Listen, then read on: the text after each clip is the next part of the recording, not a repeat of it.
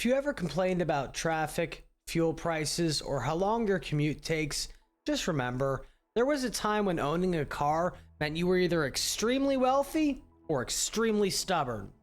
This is Fun Facts with Josh, and today we're talking about the Model T, the car that didn't just change transportation, it reshaped the modern world. Part 1. The world before the Model T. To understand why the Model T mattered, you first have to understand how little the world was prepared for cars. Before the early 1900s, cities were not built for vehicles. They were built for walking, they were built for horses, and they were built for carts and trains. If you needed to go far, you took a train. If you needed to go nearby, you walked, or you relied on a horse. And horses were everywhere. In major cities, tens of thousands of horses move people and goods daily. They produce enormous amounts of waste also. Streets weren't paved, they were dirt, mud, and manure. Traffic jams still happen though, they just involved horses instead of engines. Now, cars technically did exist, but they were toys for the rich. Early automobiles were just straight up expensive, they were unreliable, they were difficult to operate, and often required a mechanic just to start the damn thing. They were handmade one at a time by skilled craftsmen, which meant they cost more than most people made in several years. If you bought a car in 1905, you didn't buy it because you need it, you bought it because you could afford to. It was easy to assume cars were always destined to take over the world. They weren't though. At the time, they were just competing technologies. Steam cars, electric cars, internal combustion cars. Hell, electric vehicles were quiet, clean, and easy to use, but they had limited range due to battery technology. Steam cars were powerful, but they were slow to start and very complex. Gasoline cars were noisy, smelly, and mechanically temperamental at the time. None of them were particularly good for everyday people. The automobile wasn't waiting for a better engine, it was waiting for a system. And that's where Henry Ford enters the story. Henry Ford didn't invent the automobile, but he did believe that a car should be cheap, simple, durable, and repaired by the owner. Not a luxury, a tool. Something that could survive bad roads, poor fuel, and minimal maintenance. Ford wasn't interested in impressing society. He wanted to just move it. And to do that, he realized the real change wasn't engineering, it was production. Before the Model T, cars were built the way furniture was. One team, one vehicle, start to finish process. This limited output and guaranteed high prices. Ford flipped the question. Instead of asking, how do we build a better car? He asked, how do we build the same car over and over again, but as cheaply as possible? That question changed everything, because if you could make one car affordable, you didn't just sell transportation. You could change where people lived, where they grew, how cities grew, and how economics functioned. In 1908, Ford introduced the Model T. It wasn't flashy, it wasn't elegant, but it was rugged, simple, and built to be abused. It had a high ground clearance for the terrible roads at the time. It used standardized parts that could be easily replaced, and most importantly, Ford intended to make millions of them. This wasn't a car for enthusiasts. It was a car for farmers, for factory workers, for shop owners, and families who had never imagined owning a vehicle. The Model T wasn't just a product launch, it was a straight up declaration. The automobile was no longer a novelty, it was about to become infrastructure. But the Model T alone didn't change the world. What changed the world was how it was built.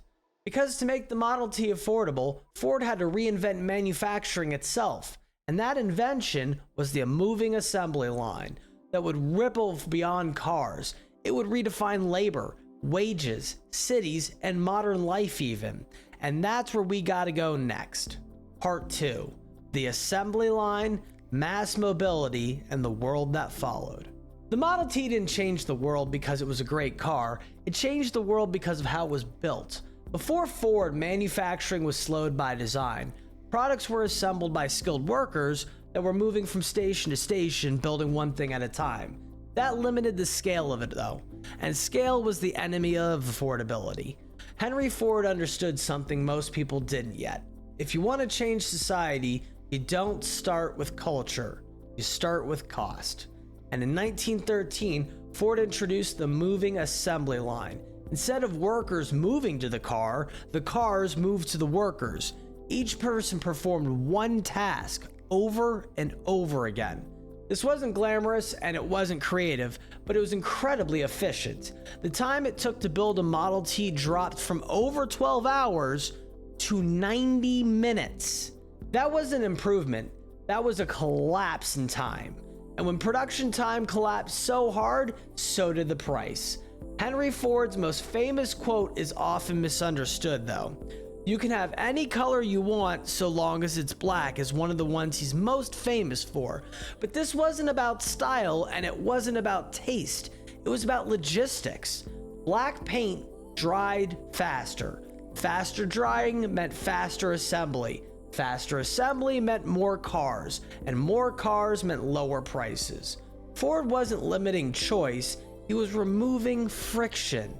Every variation slowed the line down, every option increased cost. The Model T wasn't designed to impress, it was designed to scale. Then Ford did something that shocked the industrial world. In 1914, he doubled worker pay to $5 a day. That wasn't charity though, it was strategic.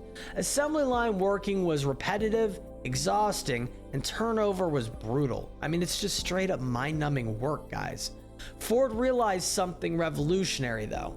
If workers couldn't afford the product, the system would eventually collapse. By paying workers more, turnover dropped, productivity increased, and workers became customers. The people building the cars could now buy the cars. That idea, the mass production and mass consumption had to grow together, became the foundation of modern capitalism. That's capitalism, baby. Once cars became affordable, everything changed. People no longer had to live within walking distance of work.